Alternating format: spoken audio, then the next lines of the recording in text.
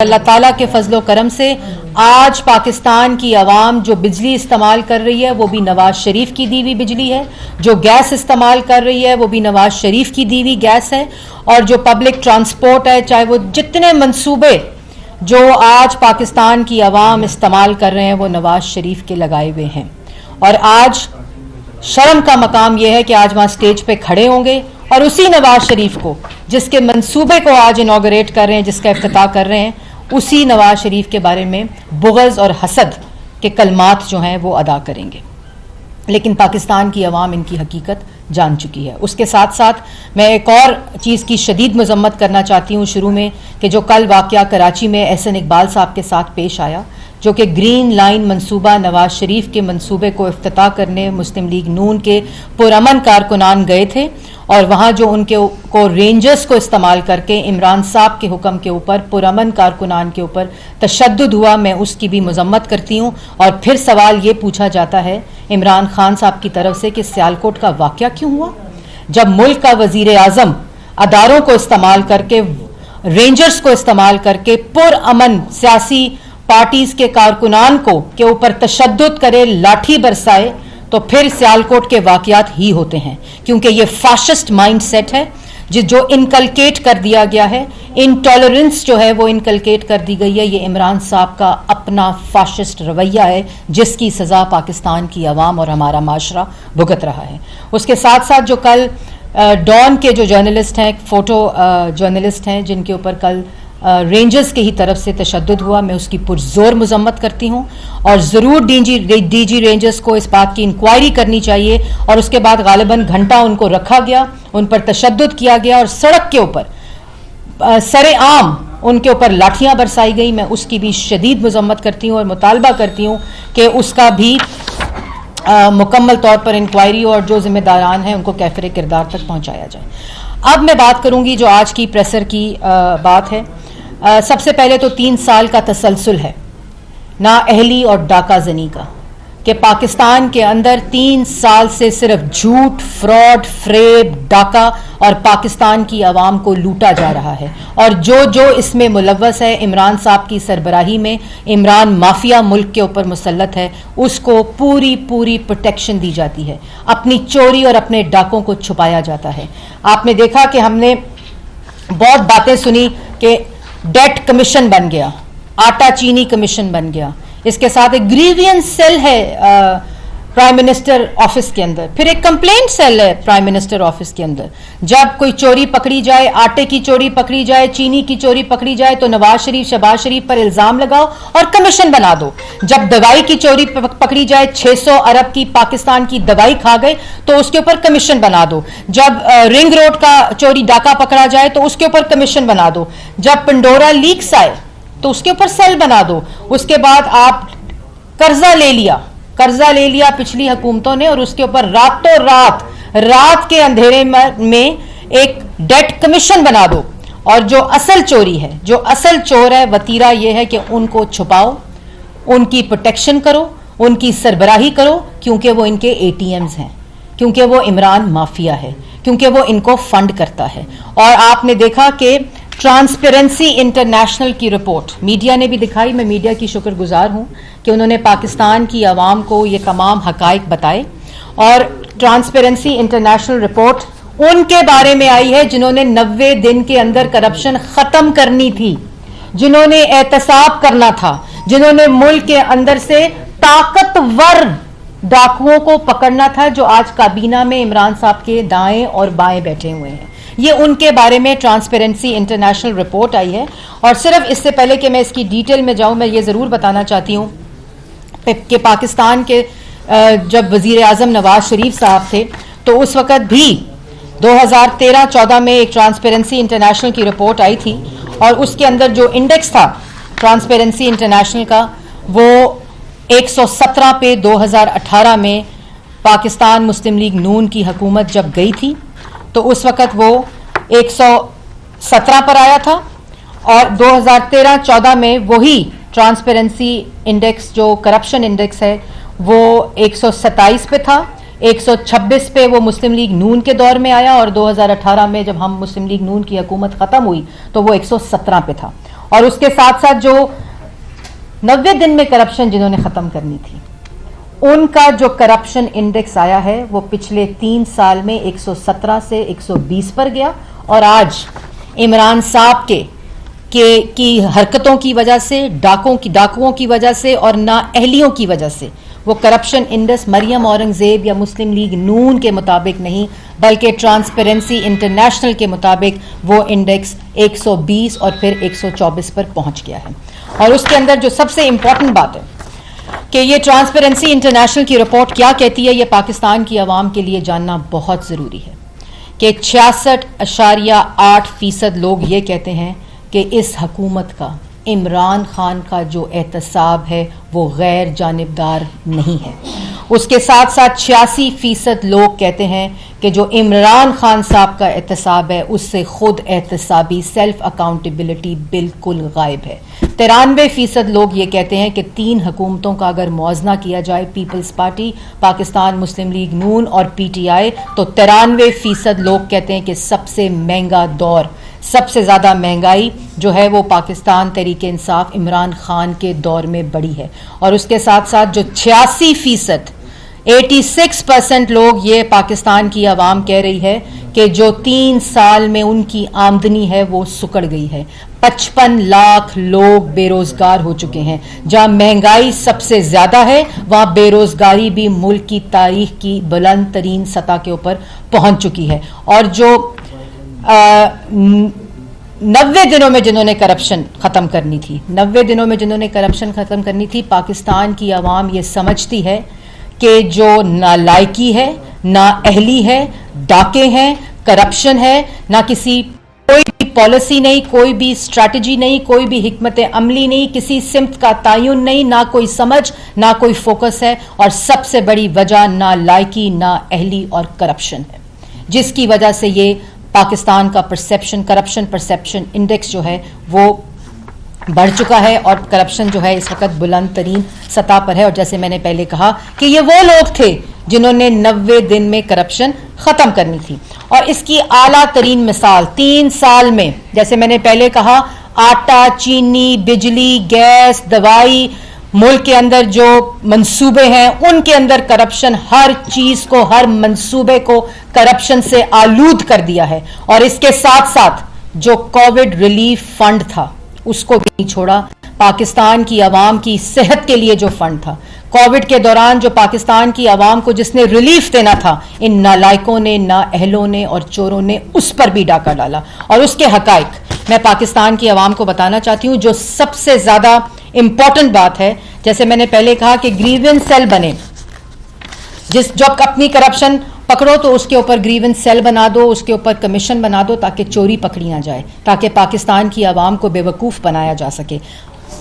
1.24 trillion रुपए का prime minister ने, सुना होगा आपने, एक तकरीर की थी कि मैं 1.24 ट्रिलियन जो है वो मैं corona relief fund, Covid relief fund prime minister ने मुख्तस किया है।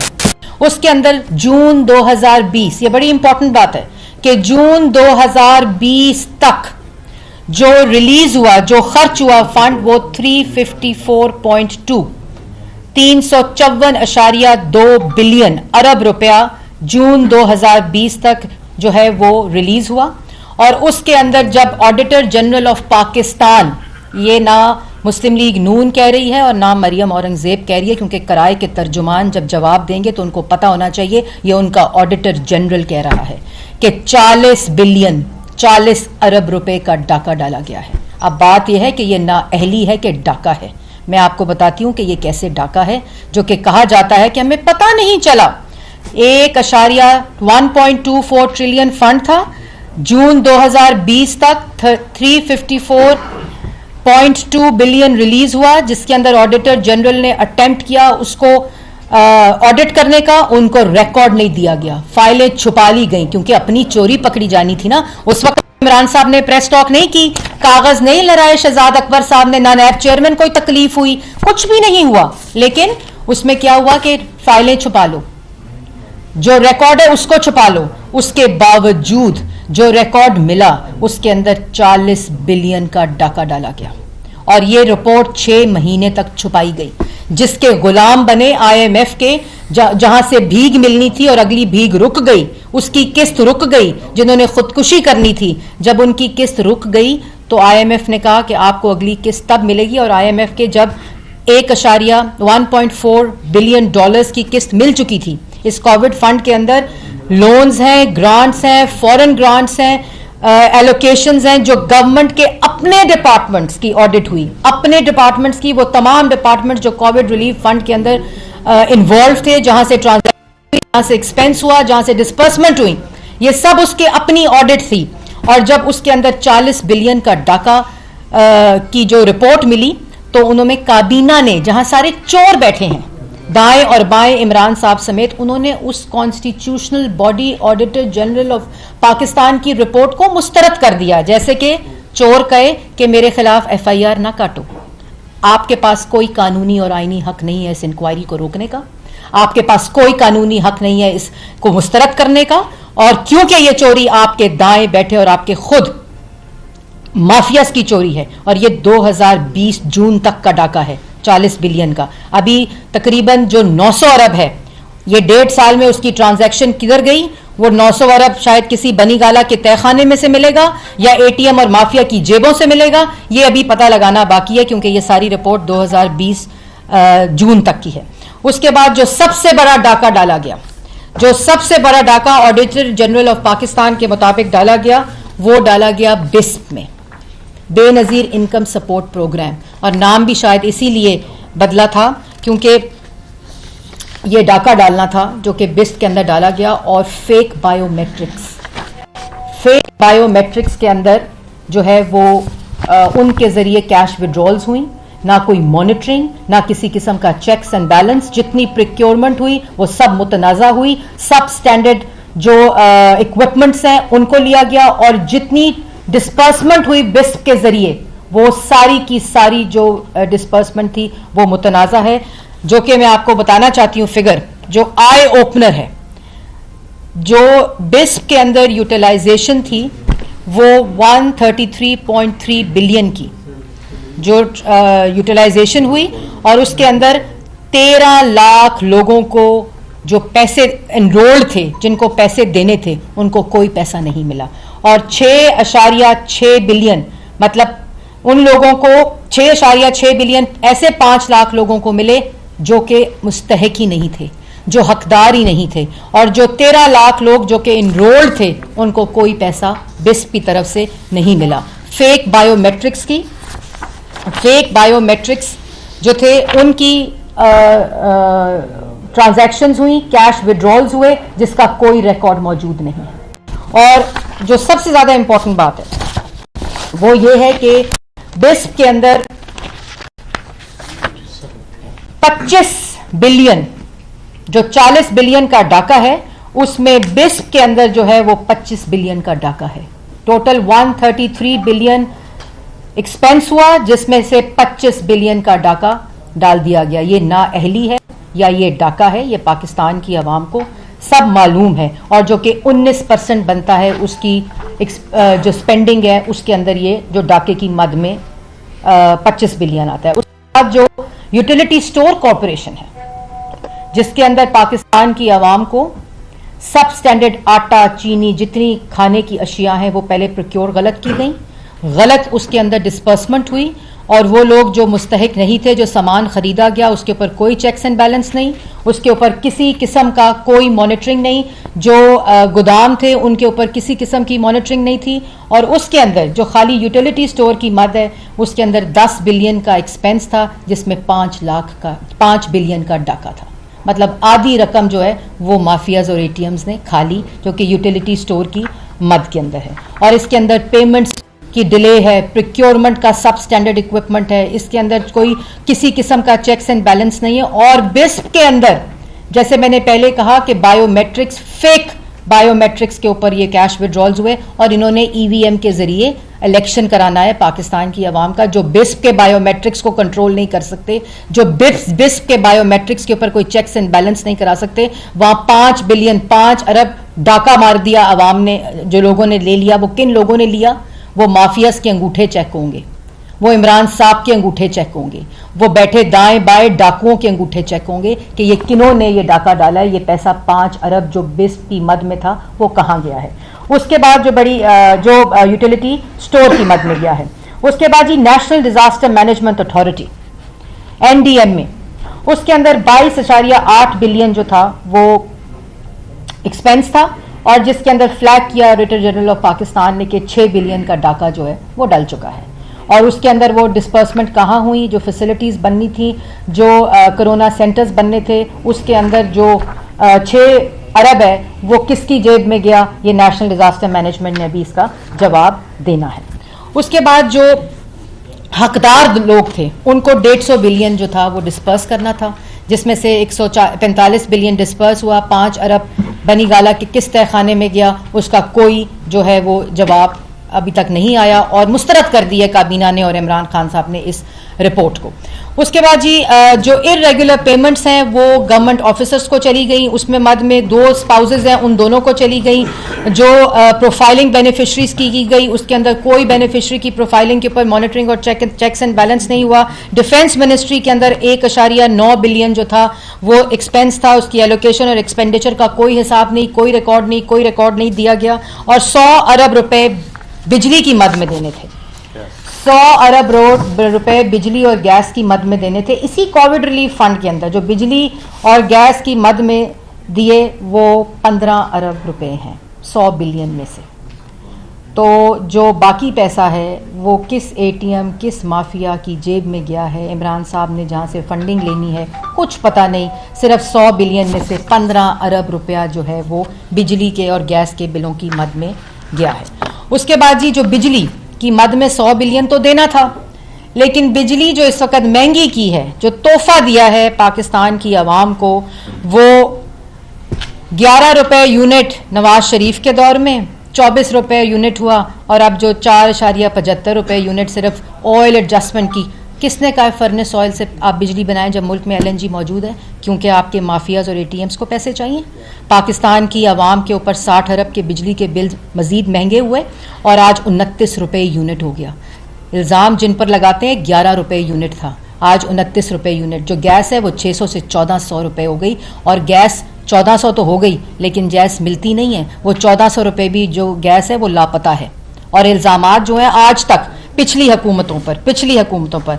और जी फरमाते क्या है मौसूफ, पता नहीं क्या खाते हैं, क्या सोचते हैं, क्या कहते हैं। मौसूफ कहते हैं सबसे सस्ता तरीन मुल्क है दुनिया का पाकिस्तान। मतलब अगर 3 महीने पहले टर्की, अर्जेंटीना और ब्राज़ील जो था वो 3 महंगे तरीन मुल्क और चौथा पाकिस्तान था, तो हमने ब्राज़ील को पीछे छोड़ दिया और आज हम तीसरे महंगे तरीन मुल्क हैं दुनिया के, जिसमें बेरोजगारी अरूज पर, महंगाई अरूज पर, माशी तबाही अरूज पर, भूख अफलास अरूज पर। क्योंकि अवाम जो है वो जानती है कि ये जो ट्रांसपेरेंसी इंटरनेशनल की रिपोर्ट है, जो 3 साल से अपोजिशन कह रही है, जो ट्रांसपेरेंसी इंटरनेशनल की रिपोर्ट ने जिसके ऊपर पॉइंट किया है कि आटा, चीनी, बिजली, गैस, दवाई तो चोरी हुई सो हुई, कोविड फंड चोरी हो गया, लेकिन बिजली और गैस के अंदर जो माफियाज घुसे हुए हैं, जो प्राइस आज पाकिस्तान की आवाम दे रही है पेट्रोल की, मतलब 88 रुपीज से 146 रुपए, डीजल 98 रुपए से 143, ये है सस्ता तरीन मुल्क पाकिस्तान इमरान साहब के मुताबिक। ताकतवर का एहतसाब होना चाहिए। हमने ताकतवर को कटहरे में खड़ा किया। कौन से ताकतवर को कटहरे में खड़ा किया? और कोविड रिलीफ फंड पे कोई मॉनिटरिंग और चेक इसलिए नहीं थी क्योंकि मॉनिटरिंग और चेक्स और रिकॉर्ड कीपिंग तो नवाज शरीफ, शहबाज शरीफ, मरियम नवाज, हमजा शहबाज, शाहिद खकान, एहसन इकबाल, साद रफीक, राना सनाउल्ला और सलमान रफीक और जितने केसेस मुस्लिम लीग नून पर बनाए गए, मिफ्ता इस्माइल, रिकॉर्ड कीपिंग और मॉनिटरिंग और चेक्स तो इमरान साहब जो है वो उनके केसेस पर रखते हैं। तो कोविड फंड और आटा, चीनी, बिजली, गैस, दवाई कमीशन की मॉनिटरिंग कौन करेगा? क्योंकि तरजीह तो पाकिस्तान की आवाम को सस्ता आटा देना नहीं है, सस्ती बिजली देना नहीं है। तरजीह तो सिर्फ पाकिस्तान की आवाम को लूटना है, डाका डालना है, माफियाज के जरिए पाकिस्तान की आवाम की जेबें खाली करनी और उनकी जेबें भरनी है। तो जो चेक्स और बैलेंसेस है वो कोविड फंड पे क्यों हो? आवाम की सेहत का पैसा खा गई। मैं पाकिस्तान की आवाम को बताना चाहती हूँ कि आज तकरीर करेंगे ना ग्रीन लाइन के ऊपर खड़े होकर, तो आज पूछना चाहिए पाकिस्तान की आवाम को कि हमारा जो कोविड रिलीफ फंड था, जहाँ दुनिया पूरी, जो एक बड़ा इंपॉर्टेंट डेटा जो डेली वेजेस का था, वो ये है कि 200 बिलियन डेली वेजेस को देने थे, जो आटा, चीनी, बिजली, गैस, दवाई, घर का किराया नहीं दे सकते, जो अपने बच्चों को, अपने वालिदैन को अस्पतालों में नहीं ले जा सकते, जो अपने स्कूलों की फीस नहीं दे सकते, डेली वेजेस, जो महंगाई का आलम इस मुल्क में बेरोजगारी का हो गया था, उनको इस कोविड फंड से 200 बिलियन देना था। और जिसमें सिर्फ कितना दिया? 16 बिलियन दिया। किधर गया बाकी पैसा? किस बेरोजगार को मिला है? जिसको रोजगार आपने अपने माफिया को दिया हुआ है। ये पैसा किधर गया? 16 बिलियन 200 बिलियन में से दिया डेली वेजेस को, और बाकी 200 बिलियन में से पैसा किधर गया? ये आपको आज, अगर आप में कोई शर्म है तो आपको आज देना चाहिए जवाब। Green line project, Nawaz Sharif के प्रोजेक्ट को जब इनॉग्रेट करेंगे ना, तो इसका जवाब दें जो पाकिस्तान की आवाम पर डाका डाला गया है। ना अहली ना लायकी तो है ही, लेकिन ये डाका है जो पाकिस्तान की आवाम की जेबों पर डाला जा रहा है। और एक और बात, जब घर से निकलते हैं तो पाकिस्तान की आवाम के लिए मुश्किल वक्त होता है। जिस वक्त शुक्र करें वो नवाज शरीफ मंसूबे लगा गया कि तख्ती लगाने घर से निकलना पड़ता है, वरना तो उन्होंने ना पीएम हाउस से निकलना था और ना बनी गल्ला से निकलना था, तो काम तो सिर्फ लूटना था, डाका डालना था, तो वो तो घर बैठे भी हो सकता है, सिर्फ माफियाज को नौकरी देने के जरिए भी हो सकता था। जब घर से निकलते हैं मुल्क पर अजाब आता है, पाकिस्तान की अजाब आता है। जब नोटिस लेते हैं पिछले दरवाजे से पाकिस्तान की आवाम की जेबों पर डाका डाला जाता है। जिस चीज़ का नोटिस लेते हैं वो महंगी होती है। जिस दिन कहते हैं मुल्क सस्ता तरीन है, उस दिन 4.75 पैसे बिजली महंगी करते हैं। किसको बेवकूफ़ बनाते हैं? किसके साथ झूठ बोलते हैं? जिस चीज़ को हाथ लगाते हैं वो तबाह कर देते हैं। मुल्क की मईशत को तबाह कर दिया ना किस, और कहते क्या है कि सब कुछ बेहतरी की खबर है, हम अच्छी तरफ जा रहे हैं। कौन सी अच्छी तरफ सिमत है पाकिस्तान की आवाम जानना चाहती है। ना कोई समझ है, ना कोई हिकमत अमली है, ना किसी किस्म का फोकस है, ना इंटेंशन है पाकिस्तान की आवाम को रिलीफ देने की।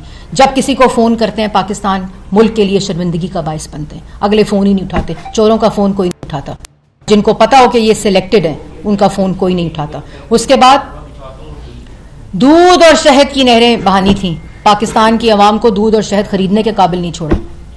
50 लाख नौकरी देनी थी, 50 लाख घर देने थे, 1 करोड़ नौकरी देनी थी। खुदा का वास्ता है वो 50 लाख घर तो नहीं दिए, कम से कम कोई वर्चुअली घर दिखा दें पाकिस्तान की आवाम को कि ये 50 लाख घर हैं। कोई प्लास्टिक के घर ही दिखा दें ताकि उनको तसल्ली हो जाए कि ये 50 लाख घर अब प्लास्टिक के बन गए। उसके बाद ये असल तामीर शुरू हो गई।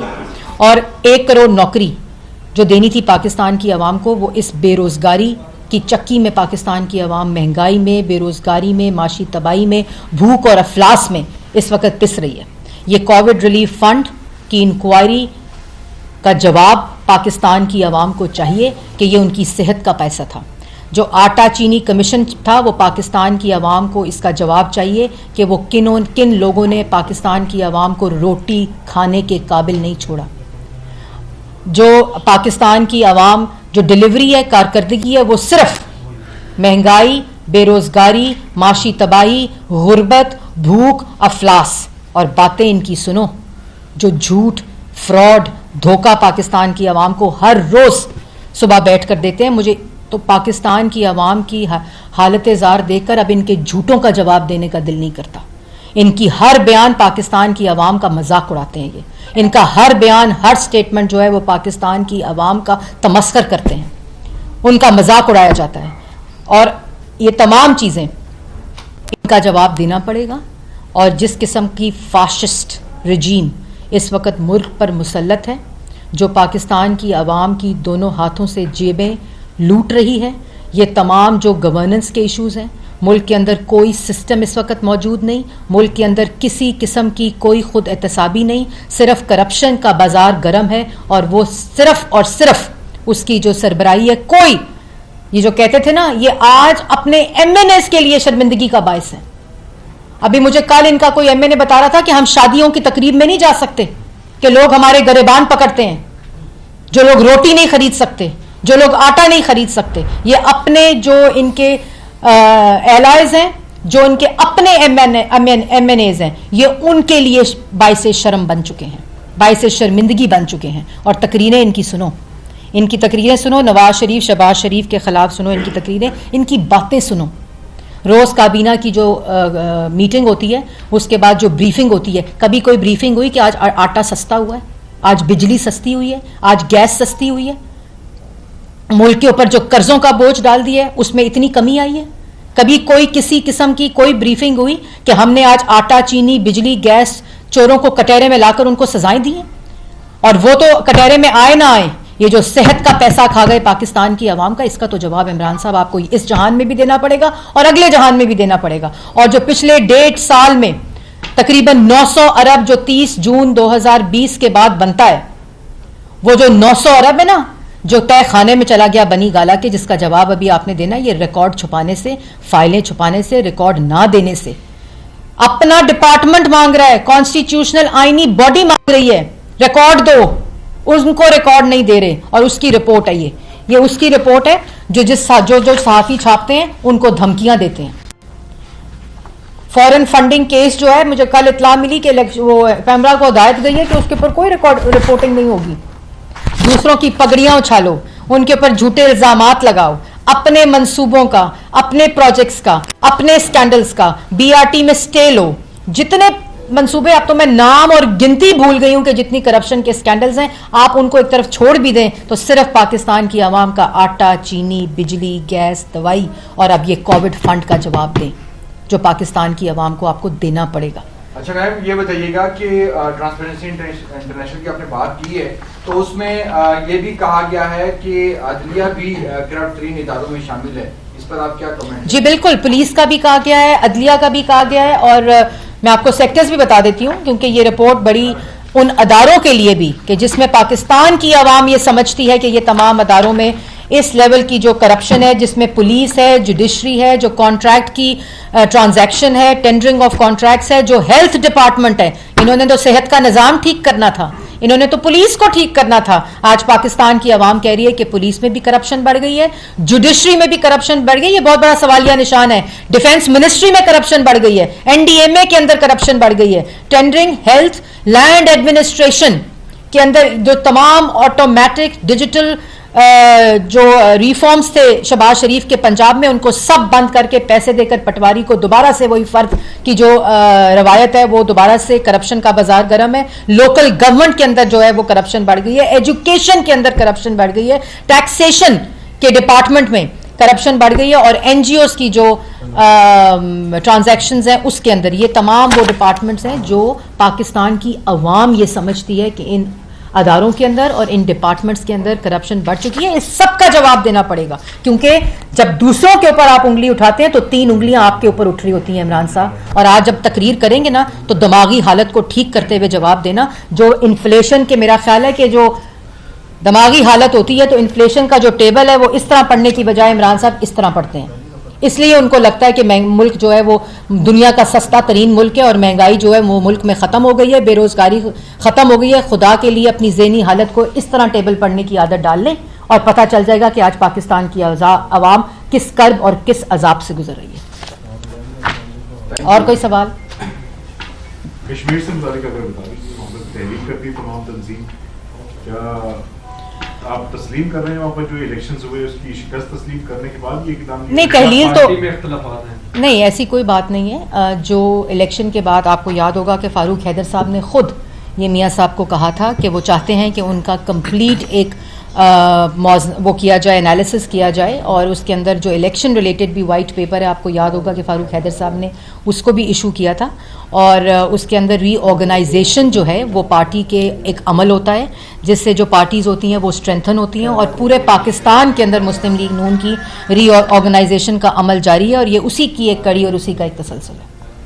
अच्छा मैम, ये बताइएगा कि आपने जैसे भी जिक्र किया था और उसके साथ आपने ईवीएम की बात की थी, लेकिन इलेक्शन कमीशन की तरफ ये कहा गया कि इस्लामाबाद के जो बल्दियाती इंतखाबात होंगे वो ईवीएम पर कराए जाएंगे, इसके ऊपर मुस्लिम लीग नून जो है वो क्या मौक़िफ़ है? देखिए, मुस्लिम लीग नून ने ही 2017 में जो इलेक्शन रिफॉर्म का बिल था जो कि 119 कमेटी मीटिंग्स के ऊपर मुश्तमिल था, और जब पार्लियामेंट के अंदर एक वो जमात जो रोज़ कंटेनर पर खड़े होकर उस वक्त के मुंतखब वज़ीर आज़म को गाली देती थी और कंटेनर पर खड़े होकर अदारों को धमकियां देती थी, उसको भी उस टेबल पर बिठाकर इलेक्शन रिफॉर्म किया था, क्योंकि वो असल इंटेंशन थी इलेक्शन रिफॉर्म की। और उसी इलेक्शन रिफॉर्म जो लेजिस्लेशन थी उसके अंदर ये दर्ज है कि ईवीएम को पायलट किया जाए।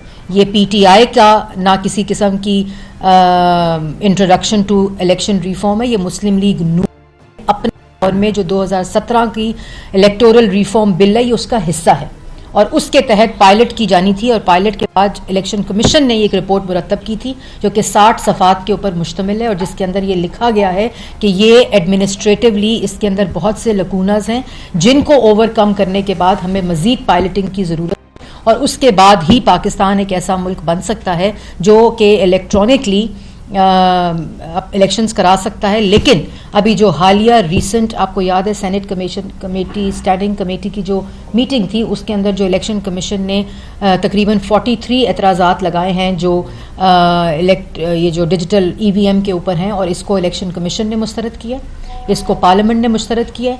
पार्लियामेंट के जॉइंट सेशन को बुलाकर ऐसे बिल EVM पे पास कराए गए हैं जो इंट्रोड्यूस ही नहीं किए गए थे और हम उसको चैलेंज करने का पूरा इरादा रखते हैं क्योंकि बिल सिर्फ वो इंट्रोड्यूस हो सकता है जो नेशनल असेंबली के अंदर पेश हुआ हो, सेनेट में पेश हुआ और वहां से मुस्तरद होकर वो जॉइंट सेशन में जाता है। लेकिन जॉइंट सेशन के अंदर EVM से रिलेटेड ऐसे और ओवरसीज पाकिस्तानी से रिलेटेड ऐसे बिल जो हैं वो इंट्रोड्यूस किए गए हैं जो ना किसी भी हाउस में पहले ले नहीं किए गए और उनको सिर्फ पहली दफ़ा जॉइंट सेशन में लाया गया जो गैर आइनी और गैर कानूनी है। पार्लियामेंट की हर जमात ने यहाँ तक कि इनके अपने एलाइज ने भी जो एक रात पहले तक ये कह रहे थे कि EVM के ज़रिए जो है वो वोटिंग नहीं हो सकती और आपको याद होगा कि एक दफ़ा जॉइंट सेशन जो है वो मौखर हुआ था और उसके बाद दोबारा जॉइंट सेशन हुआ। तो ये तमाम चीज़ें वो इलेक्शन जो है वो EVM के ज़रिए पाकिस्तान में नहीं हो सकता। अगर लोकल गवर्नमेंट है तो वो पायलट है और ये मुस्लिम लीग नून ने 2017 में कहा था कि EVM को पायलट किया जाए। अच्छा मरीम साहिबा, बहुत सारे मॉडल्स हैं EVM के। एक मॉडल जो कि साइंस एंड टेक्नोलॉजी के वजीर पेश करते हैं, इसके अलावा भी बहुत सारे मॉडल्स हैं। किसी एक मॉडल को आप एक्सेप्ट नहीं करते दुनिया भर? देखिए ये बात ये नहीं है कि हम एक्सेप्ट नहीं करते डिजिटल को। पहली बात तो ये कि जो जितनी एडवांस्ड ऐसी कौमें हैं जहाँ डिजिटल जो लैंडस्केप है वो बहुत ज़्यादा इवॉल्व करके स्ट्रेंथन होके और उसके ऊपर जो है वो जो फंडिंग रिसोर्स एलोकेशन है बोथ जो टेक्निकल एंड फाइनेंशियल वो बहुत ज़्यादा है उसका हुजम, वो ममालिक भी EVM और डिजिटल इलेक्ट्रॉनिक वोटिंग को रिजेक्ट कर चुके।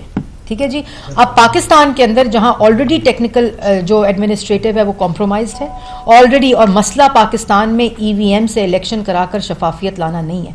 मसला पाकिस्तान के अंदर जो इंटरफेरेंस है इस्टेब्लिशमेंट की तरफ से, जो ट्रांसपेरेंसी के मसाइल हैं, जो शफाफियत के मसाइल हैं, पहले उनको ख़त्म करना होगा और उसके बाद अगर आपने कोई इंटरवेंशन करनी है और उस इंटरवेंशन को भी उस पूरे प्रोसेस से गुजरना पड़ेगा जो इसको शफाफ बनाए, जो उसको फुल प्रूफ बनाए, जो कि अभी इस वक्त इलेक्शन कमीशन जो कि आईनी इदारा है और इलेक्शन कराने का जिम्मेदार है वो खुद ये बात कहता है कि ये पॉसिबल नहीं है एडमिनिस्ट्रेटिवली और वो हमारा असल एतराज़ है। तो डिजिटल जो इलेक्ट्रॉनिक वोटिंग है उसको कोई रिजेक्ट नहीं कर रहा, उस पूरे प्रोसेस को उसकी अपनी जो टेक्निकल कैपेबिलिटी और कैपेसिटी है और पाकिस्तान के अंदर जो ह्यूमन रिसोर्स है उसकी टेक्निकल कैपेसिटी और उसकी कैपेबिलिटी ऐसी नहीं है कि पाकिस्तान के अंदर इस वक्त बगैर पायलटिंग के, उसके एनालिसिस किए बगैर, उससे आगे पूरा एवोल्यूशनरी प्रोसेस को कंप्लीट किए बगैर हम किसी किस्म की इंटरवेंशन करें।